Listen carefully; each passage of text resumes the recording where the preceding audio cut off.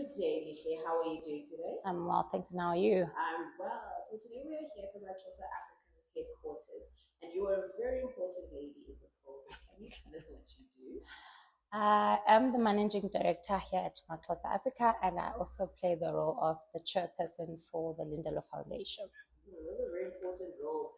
I'm sure that working in a family business and being someone who's kind of the boss is a bit challenging. How has it been navigating the corridors of power?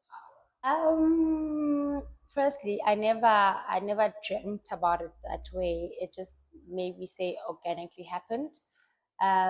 Very challenging in a way that every situation, every day is not the same because you never know how to approach something. Hence, I would then always say I choose situational leadership because one situation is never the same with other as the other.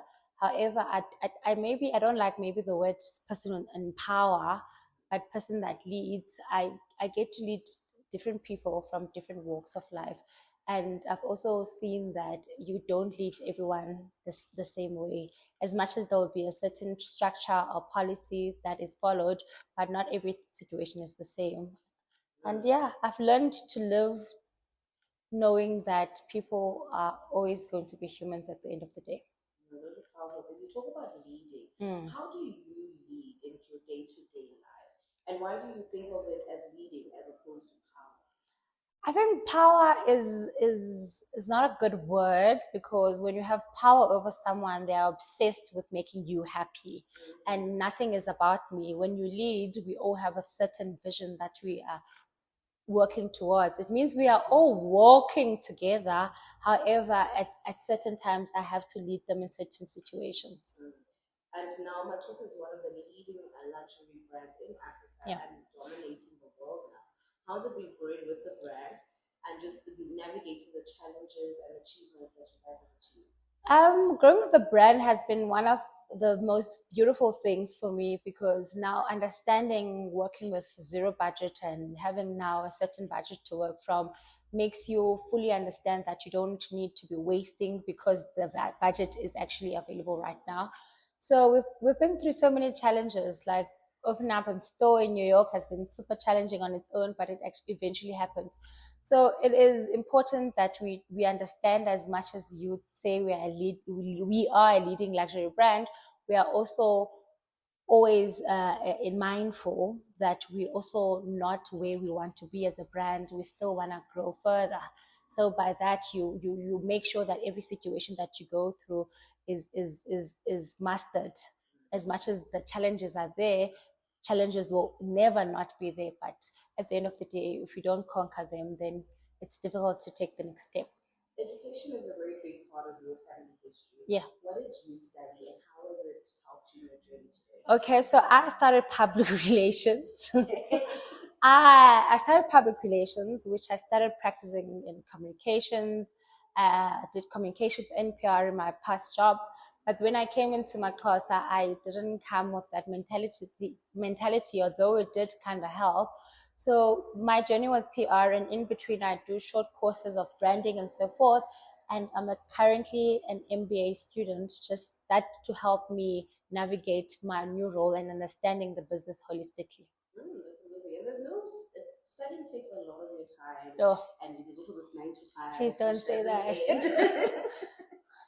How do you balance it? Yo, I don't wanna lie. I decided to go on the online route of studying my MBA because I knew I couldn't be physically present with my work life, my mom life, and everything that also happens around the world. So I didn't think I would balance that there are times because I went the online route. I had an opportunity to take some time to rest and focus on something else, which was a big privilege for me. However, I do think by maybe end of this year I'll be able to conquer and finish what I've done. So I've been privileged to study it online, that I can take my pace. I won't lie and say it was okay. No, failure, heartbreak, cries, everything in between. My MBA journey makes me want to cry just thinking about it. But I'm glad that maybe very soon I'll be done with it. And how do you navigate failure? Your failure is very heartbreaking. As much as it is something that is meant to make you stay down. If you don't pick up your head in the morning and try again, then failure would have conquered. How I navigated, I cry a little bit, step forward and try something else if that part didn't work. So this past weekend, we had the second Lihle Foundation event, and Yes. this one was a fundraising initiative. Correct. How was it just to see the whole event come to life? I'm sure pulling off anything in this house is not easy. So that one, I don't want to lie, it was very emotional. Like the whole day, the weeks leading up to it, I just felt anxious. And it's not normal for me to feel anxious because we will host a lot of events and we do a lot of things. And usually I'm the calmest one, even if things are not going right. But this one, maybe it was maybe too personal for me. We also were doing it something to that nature for the first time. We are great at doing fashion shows. That's where we specialize in. We work with models, production, choreography. That's what we do. But this one was a bit different because we also had to go out and ask people to donate their pieces and. But I want to say that the support. I don't think I called anyone and they said no.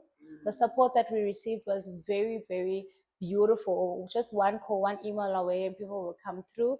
Yes, there were unanswered emails, but everything has its time and everything just worked well at the end as envisioned.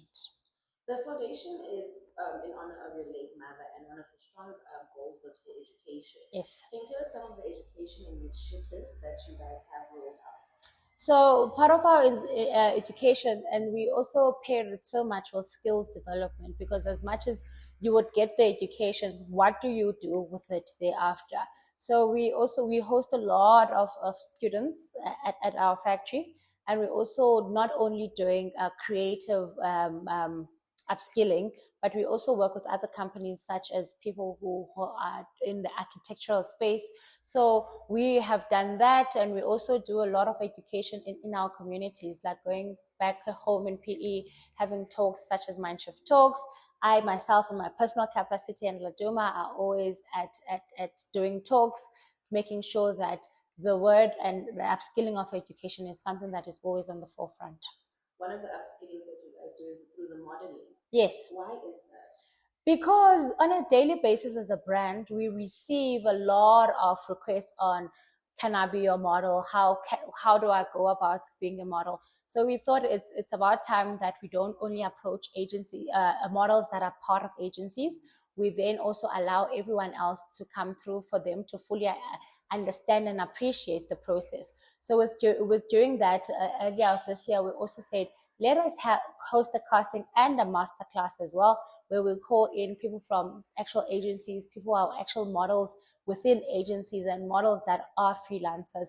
We call them in and educate those who are interested to be in the field of modeling. Unfortunately, we live in a country that modeling cannot, it can for some, be a full-time job like it is in other European and American countries. So we feel that it's important for us that we are seen as a leader in the modeling scene, that we are able to call people in and educate them, because unfortunately we will not be able to use all the models that are interested to work with us. So you still leave with something even if you don't get chosen. Correct. And you also do business masterclasses. Yes. What exactly does one know? I think South Africa has a big financial literacy problem. So how do you guys navigate? So with that, we concentrate mostly on creatives, because we feel like there's a huge gap when it comes to creative and business.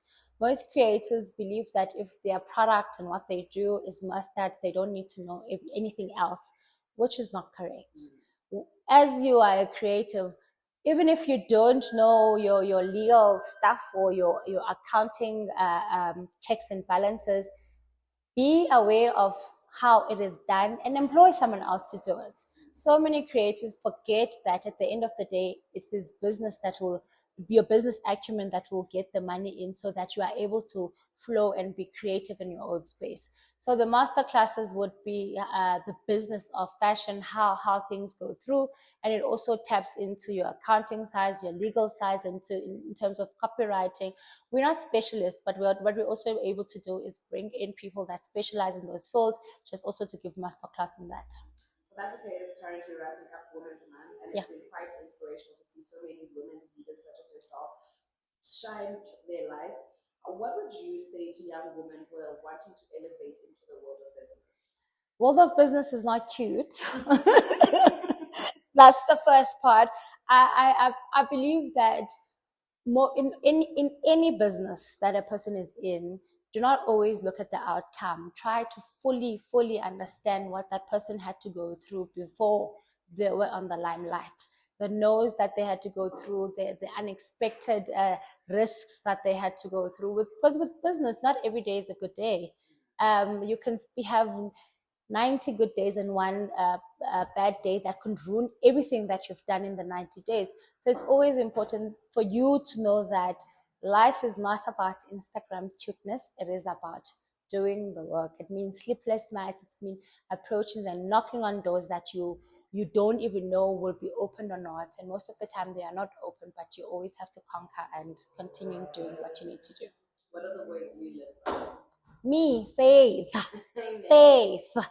Faith, for me, faith means to believe that God can. Most of the time, even in business, as much as you would believe everything in business goes by the book, but if you don't have faith, you won't knock on any door. You've got faith that someone will open with an opportunity. You always have faith that if you post this, it will turn into a sale.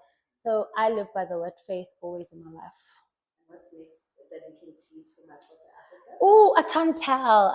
I cannot tell. But I can just say our lifestyle route is going the direction we have been planning for so many years. So more wallpapers, more gorgeous pillows as we can see that we have. Smaller items as well. We're looking forward to that. Thank you so much for your time. Thank you so much.